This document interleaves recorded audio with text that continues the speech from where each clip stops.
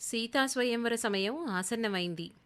నారిమీట రానివారిని, నారిని చేపట్ట వచ్చిన వారిని మనసున చింతనతో చెలికత్తెల చెంతన నిలబడి క్రింద రారాజుల భంగపాటు చూస్తోంది సీత.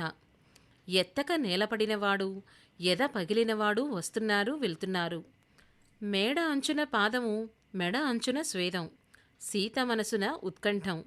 అప్పుడు వచ్చాడు రాముడు. నూనూగు మీసాలవాడు, నూగు నవ్వులవాడు, నూబూవు నాసికవాడు, నువ్వు దళపత్ర నాజూకు రేడు.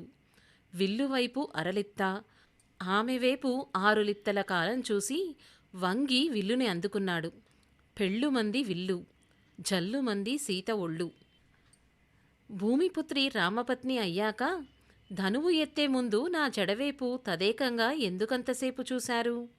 ముందున్న అన్నులమిన్న కందళి కన్నులకన్నా, కన్నాకు నాజూకు చెంపలకన్నా, కన్ను విలుకాని చాపాకృతి కన్బొమ్మ కన్నా వెన్ను వెనక ఉన్నవేణి మిన్ననా అని అడిగింది సీత.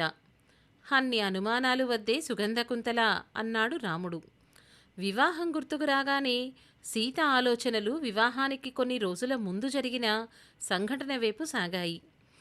మన రాకుమార్తె చిటికన వేలితో ఎత్తిన ధనుస్సుని లేపడానికి పాపం ఆ పెళ్ళికొడుకు చాలా కష్టపడ్డాడట అన్నది ఒక వాచాల వధూటి.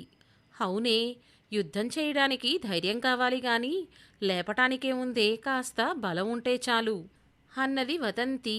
వ్యాప్త కుతూహలాభిలాష కబుర్ల కాణాచి, ప్రవాద ప్రమోదిని.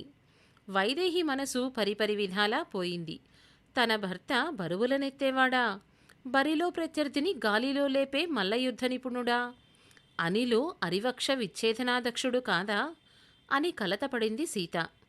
అయితే సీత అనుమానం తొందరలోనే తీరిపోయింది. అది ఎలాగో నెక్స్ట్ షాట్లో వినండి. సబ్స్క్రైబ్ చేసుకోవడం మర్చిపోకండి.